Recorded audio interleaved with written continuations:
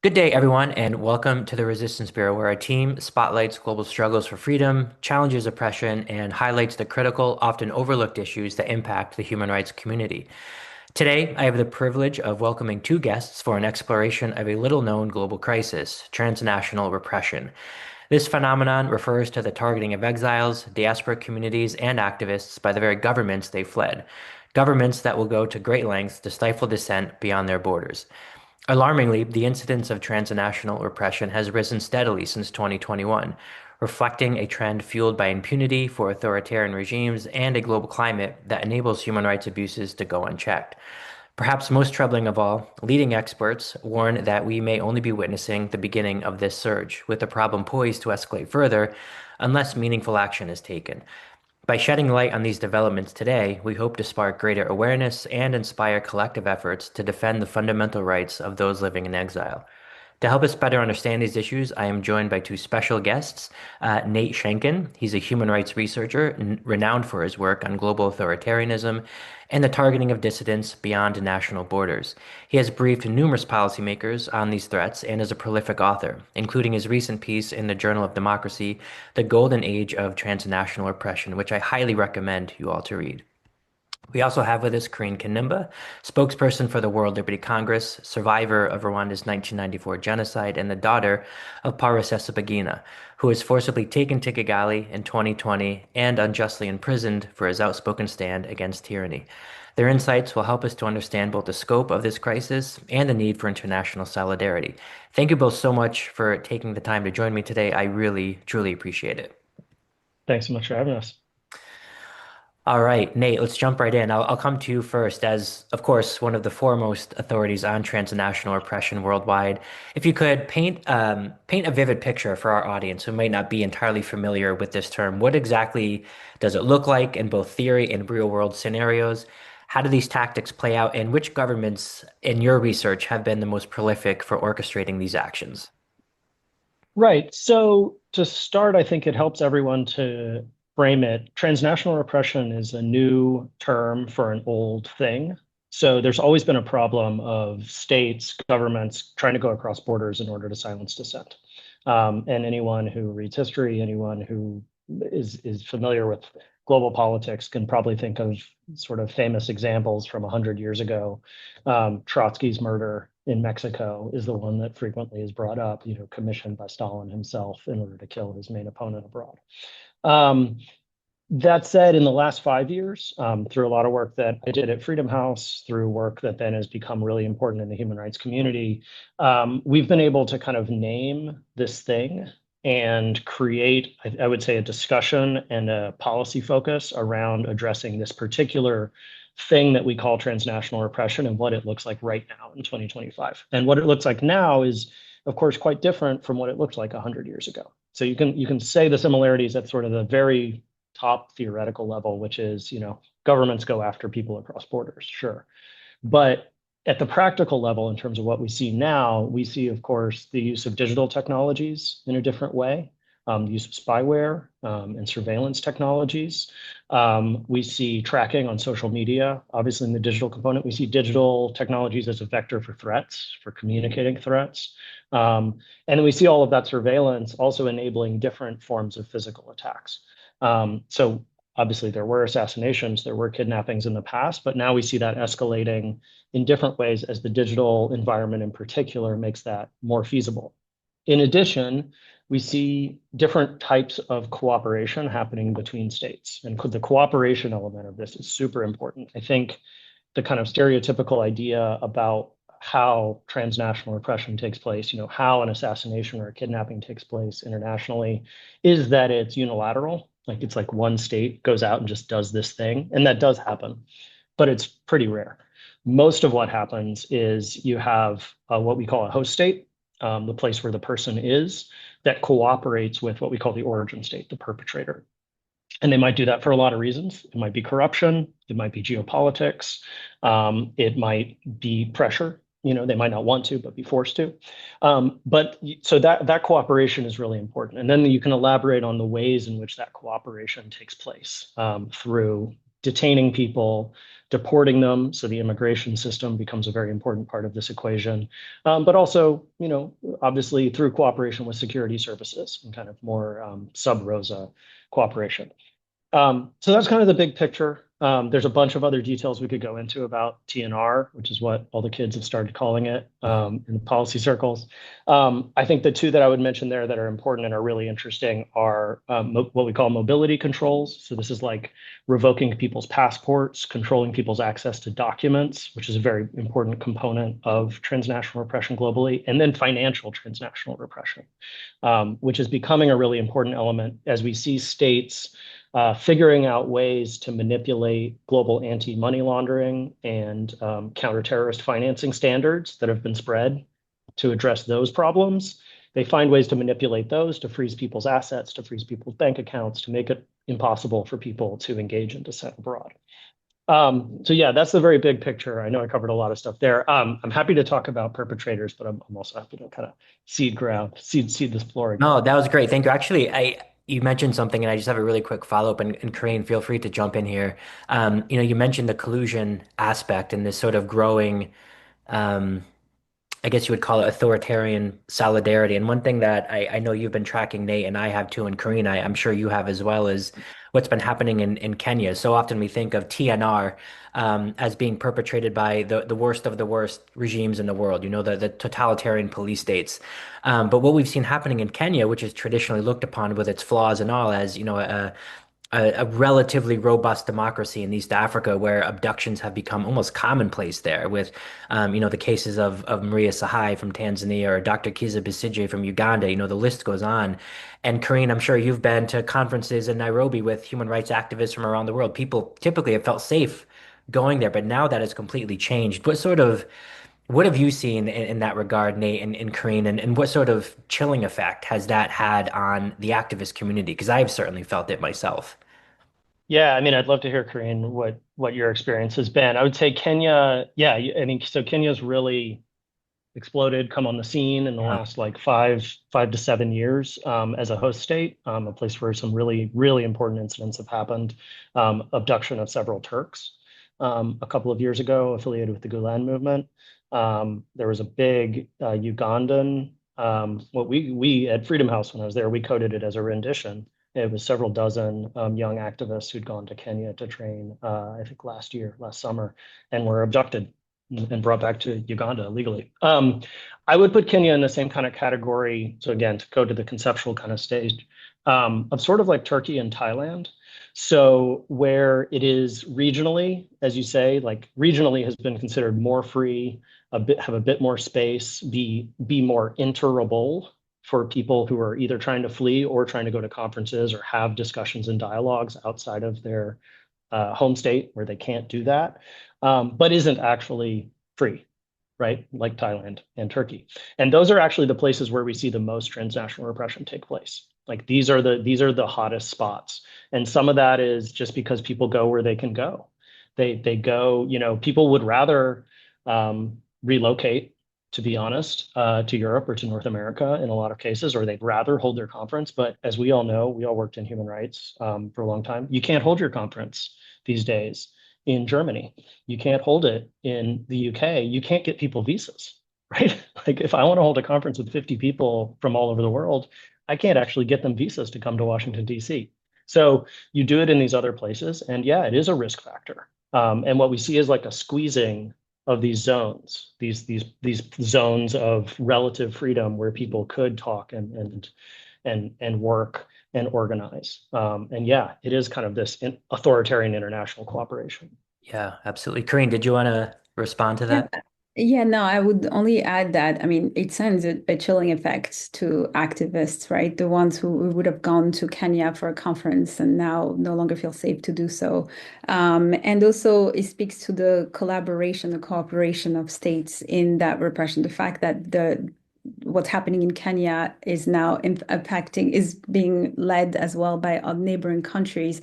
It's also it shows you that these countries are working together in the repression, and at the end of the day, the people who are no longer free to move, they're no longer free to participate in what they would have done otherwise. So yes, I just second what Nate said. I definitely sense this chilling effect. Yeah, yeah, absolutely. Carine, turning to you now, I wanted to have you expand a bit, if you could, on your own powerful story. As I mentioned in the introduction, you have, of course, personally experienced and lived through the impact of transnational oppression. So I wanted you to share with us, what your family went through when your father was taken, how these events have affected you and your loved ones, both on a personal and professional level. Because, right, you sort of like many of us, you navigate these different areas as a daughter, as a family member, but also you're an activist and you're an outspoken critic of authoritarianism. How has this affected you, on these different levels? I'd love to hear your thoughts on that. Yes, no, thank you. Thank you, Jeff. So in 2020, my father, who's a known global, no, a known activist around the world, a humanitarian, a human rights advocate who's been speaking out against the Rwandan dictatorship for many years. His story was known through the film Hotel Rwanda when he saved the lives of over 1,200 people in the hotel during the genocide. But as an outspoken critic of the Kagame dictatorship, he was targeted. At first, of course, they tried to recruit him, as they often do in these types of dictatorships. They try to have him work with them, and he refused on the principles that first we needed justice and accountability in the country for what's happened over the years, but also reconciliation and the fact that the regime was only continuing to perpetrate crimes. He did not want to go along with that, and so he refused their offers and instead continued to speak out. And that led to his kidnapping in 2020. After 2 years of the regime had tried first to have him arrested in Europe, have him arrested in the US on the completely fabricated charges. And every time the countries that the Rwandan dictatorship reached out to for this just never found anything. It was all fabricated. And so they had to create a plan to get him to Rwanda. And so for 2 years, they sent a priest to essentially gain his trust. And my father is a religious man, so he never doubted that this priest would be an agent of the regime. And so he gained his trust for 2 years and eventually invited my father to speak in Burundi. And but in fact, this guy had been an agent of the regime. And once he got onto a plane in Dubai, the plane ended up taking him to Rwanda instead of Burundi, where he was immediately taken to a torture house. He was tied up, blindfolded. They tortured him for several days until bringing him out in front of the media and accusing him of terrorism. Again, also a crime that we know they often try to use to silence critics and advocates of human rights and justice.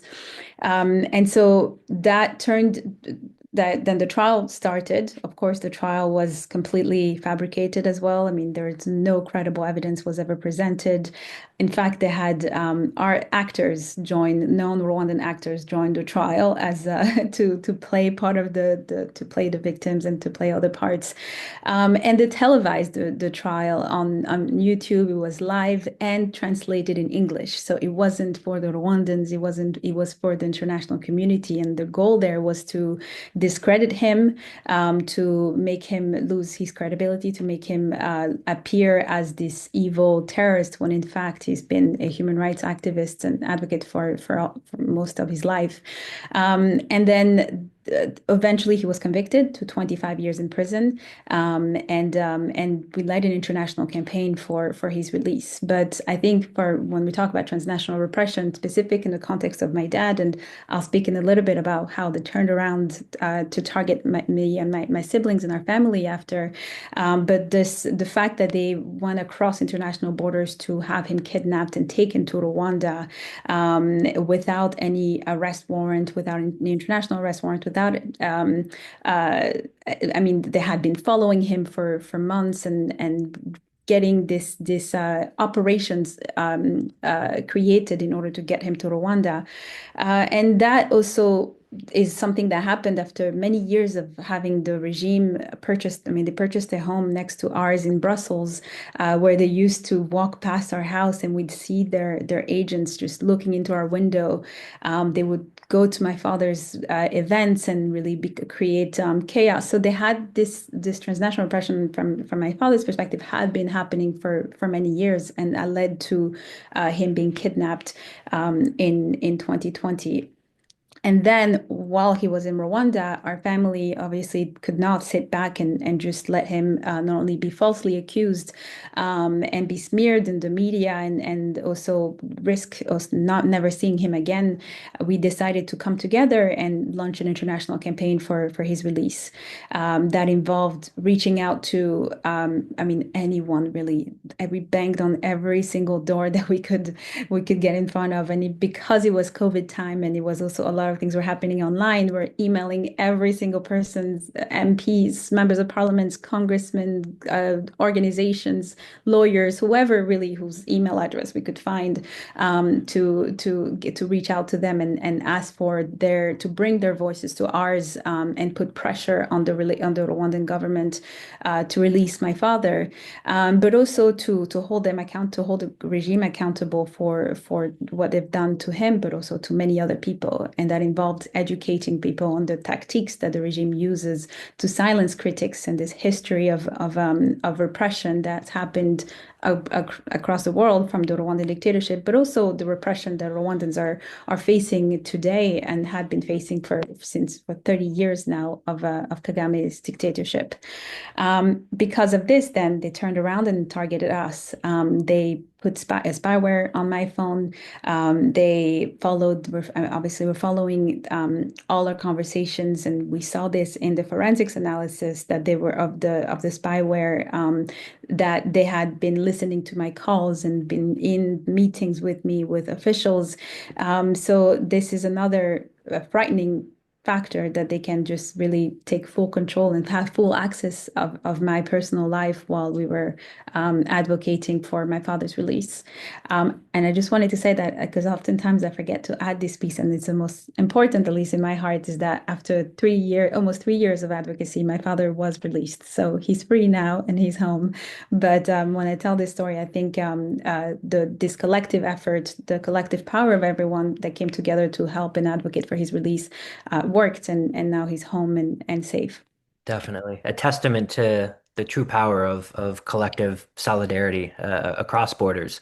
So instead of transnational repression, I guess there's transnational solidarity, which is equally important, right? And I think you're right. That's a super important concept to talk about. And Carine, you mentioned something that Nate, I want to ask you about, because Carine, you mentioned these repeated attempts to arrest your father, and it reminded me that there's been a number of reports from Nate, probably from you, from human rights organizations, from law firms, media reports detailing how Rwanda in particular has really abused the International Criminal Police Organization, or Interpol, as many people know it as, to target dissidents and critics abroad.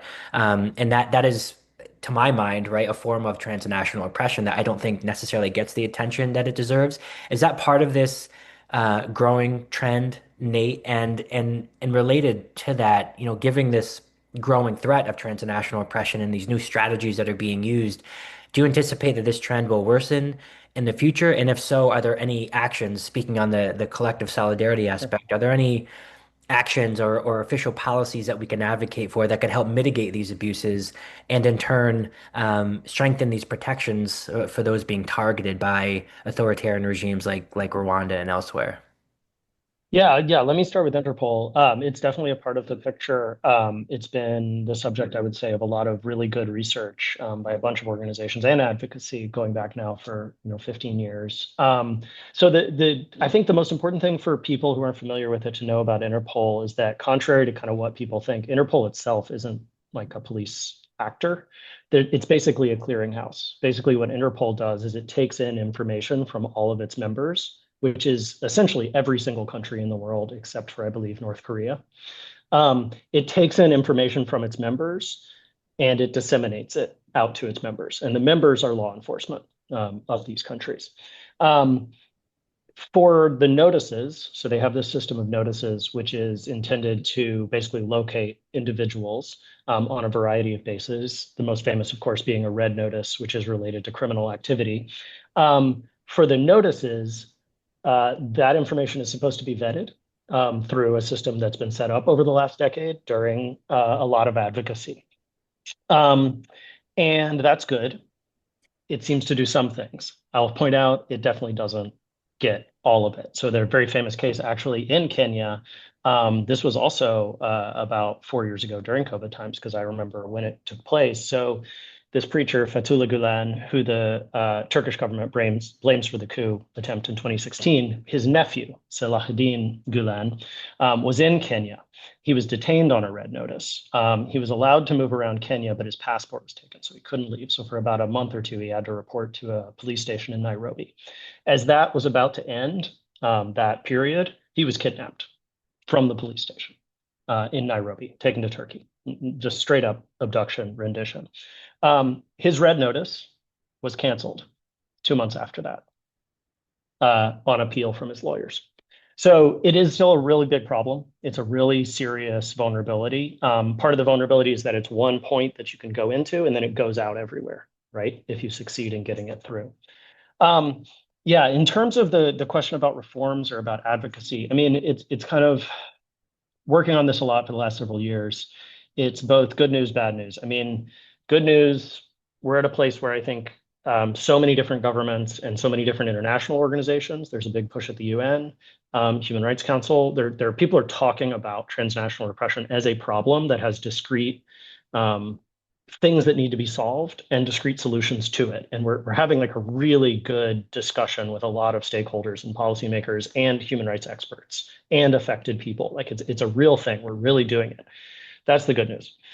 Bad news is, one, we're still on the action side. It's still really slow. I was speaking this morning with an activist who I won't identify, but who's in a democratic country that is very prominent in speaking about transnational repression right now and talking with this person about what she's going through in terms of engaging with that government for the last 2 years on like the operational level about her case. And it's a disaster, to be frank. Like she's not getting what she needs, and they're not dealing with like some pretty serious, severe threats that have been repeatedly identified. So, and then the other part of the bad news is, of course, the US and the fact that the US government has really given up on, they've obviously given up on kind of promoting transnational repression, counter transnational repression policies globally. Officially, it remains part of the policy, but that's not a thing that they're going to be doing, as we can see. And second, they're really turning towards a proactive cooperation with a lot of governments. So we saw mass deportations recently of Russians and Iranians. That would have been unthinkable, frankly, under any other American government I can think of, to send back literally dozens, I think in the Iranian case, over 100 people back to these governments who fled, and many of whom have sought asylum. So that's huge damage, and we have to figure out a way to work through it. We can't kind of, sit and cry about it. We just need to like find a way to find other advocates and work through the problem. So it is a daunting time. I do think that we've managed to put this on the agenda in a very different way, and I think that there's a lot of people taking it very seriously, but there's a lot of work to do. Yeah, absolutely. And just to tie that up, Nate, both of us being Freedom House alum, I think back to, the worst of the worst that Freedom House would publish, in terms of their political rights and civil liberties. And there were some repeat offenders on there always, it was Turkmenistan, North Korea, Equatorial Guinea. If you were to sort of put together your worst of the worst transnational repressors, not just in Africa, but worldwide, and just so people could find out more information about this, what would you sort of put in those top five? Yeah, I mean, so yeah, Freedom House, so transnational repression data set that Freedom House does is sort of like, you can kind of see who's got the most. I mean, China's been at the top the whole time. Yeah. And I think there's a bunch of reasons for that from like a data perspective, counting perspective. China is definitely very unique and very sophisticated and very aggressive. Then you kind of go down the list. There's a big drop off. Turkey has a lot of activity. There have been a lot of kidnappings, over 100 kidnappings in the last 10 years, which when you think about it is pretty extraordinary. Yeah. Then you have Russia, Iran, a whole host of Central Asian countries that are very active, Egypt.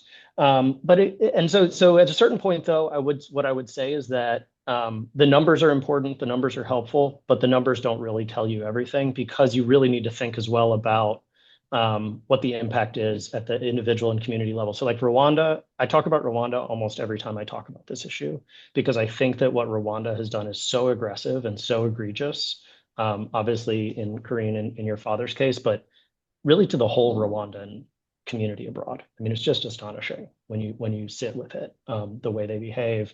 And I don't know that that always shows up in a number. I think it shows up more in the way that people talk and the way that people engage when you engage with, Or don't talk or don't engage. The chill. yeah, exactly. It's the things that you don't see, right? It's the absence. And so I think that sometimes I can get, and there's a number of countries like that where you say, actually we can only find these five. You mentioned Equatorial Guinea.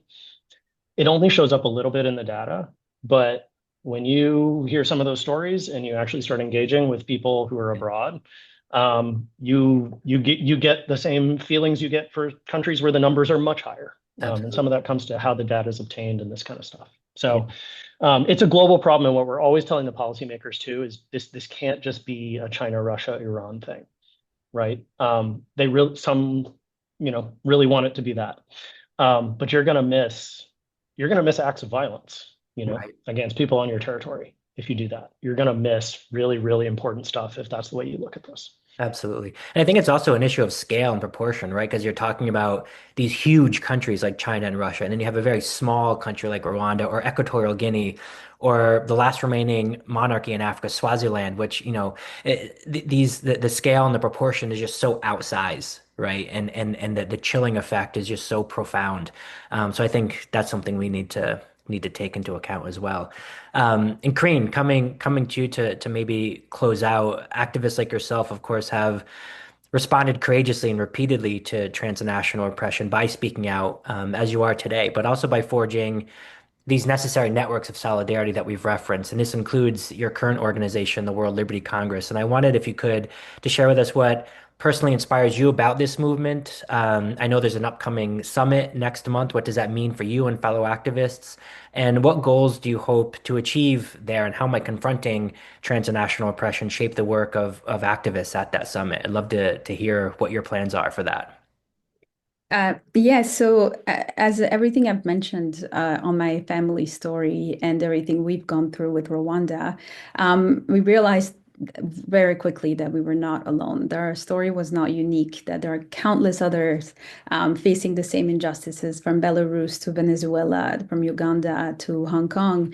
And that is the realization that inspired the World Liberty Congress, which is a global movement of pro-democracy leaders and human rights defenders and dissidents working together to end dictatorships and advance freedoms around the world and fight the type of repressions that we're talking, like transnational repression and repression, of course, at home.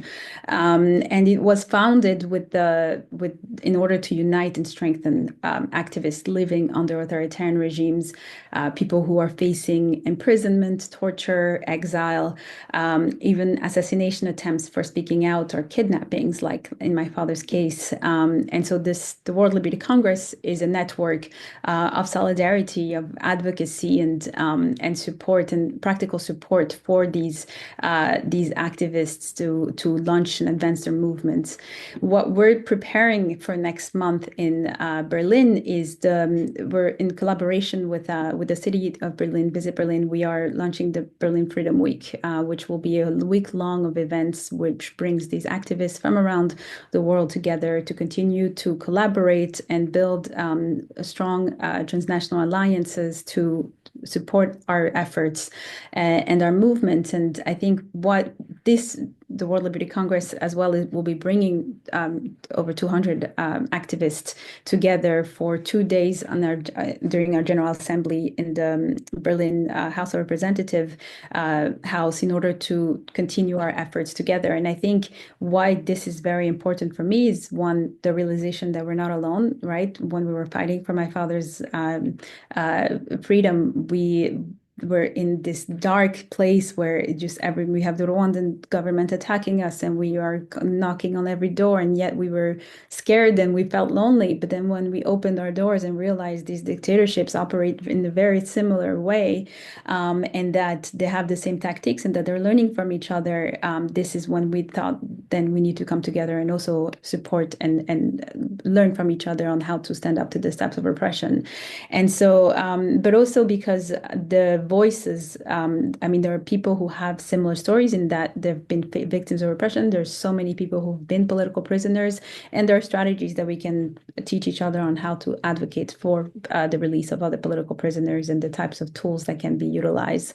And so this is an opportunity for me to continue to meet other people like this, but also to share what we've learned in the experience with my father and what we've dealt with ever since. And really, it's a movement that we're inviting everyone to join because, as we know, there's authoritarian regimes are only growing stronger, and unless we come together to stand up against this and to unite our voices, it will only get worse. And so that's the spirit of the World Liberty Congress, is to bring our forces together and advocate for change and for freedom. Excellent. Thank you. I love ending on a positive note, especially when we're talking about heavy subjects like this. And before we close, is both to you, Carine and Nate, did we miss anything? I know we covered a lot of ground, but is there anything super important that you'd like to tell our listeners, number one? And number two, where can we find you? Where can we find your work? How do we follow you? Would love to get that information before we close out. So Nate, maybe to you first. I know. I mean, I just would say to people that this is something that is happening all around. I mean, I guess that's been part of my experience of working on this over the last several years, and I think it can really be a mental shift, especially for people like myself in the West, who maybe don't always think about the ways in which authoritarianism kind of penetrates. Maybe we are now in a different way, Yeah. but penetrates into our communities. And so I would look around, I would ask people, I would talk to people. I think that's in your personal life, in your church, in your at your bar, at your union hall. There's just like different ways in which I think this stuff sort of penetrates, and it can really change the way you think about the world. To find me, I'm independent now. I'm mostly on social media. You can find me on Blue Sky. You can find me on LinkedIn. And otherwise, I'm writing, and so I'm sure there'll be things that are out there that I put out, and I do intend to have some new publications on this coming up over the next several months. Excellent. Great to hear. And Carine, to you. Yes, now my final message would be to ask everyone to to think careful about what we hear and see, and don't just take it for face value. I think oftentimes, especially in the case of Rwanda, where there is a huge manipulation of media and image, and oftentimes people don't realize the truth that in Rwanda people are repressed and that it's a 30-year dictatorship, and so we constantly have to educate people on that situation. So I would advise everyone to really look deeply into how things are presented to us, what is propaganda, and how propaganda is in our faces often, and question it, challenge it, but also hold these leaders to account, our own leaders to account, because this is a problem that is growing, and unless our collective voices and our collective efforts comes together, then we're only headed in the wrong direction. So encouraging everyone to question, challenge, and hold to account. And where you can find me, I mean, I'm on social media. My handle, I mean, almost every platform I'm there. C Kanimba is the handle, but also if you follow the World Liberty Congress, we have a website, worldlibertycongress.org, and our social media accounts as well as WLC. Perfect. Well, thank you, Nate and Carine, so much for sharing your insights and your personal experiences with me today. Your courage and your commitment to defending human rights inspire me and our entire team here at the Resistance Bureau, and certainly everyone committed to justice and freedom around the world. And as we close, I think we should remember that the fight against transnational oppression demands our vigilance, our solidarity, and certainly our action. And we had some really great ideas from Nate on that front. And I think together, in this group and beyond, we can continue to amplify the voices of those who have been silenced and work toward a future where no one lives in fear for simply speaking their truth. Until next time, take good care, stay resilient, and keep fighting the good fight. Thank you all. Appreciate it. Thank you, Jeff. Thank you, Nate. Thank you.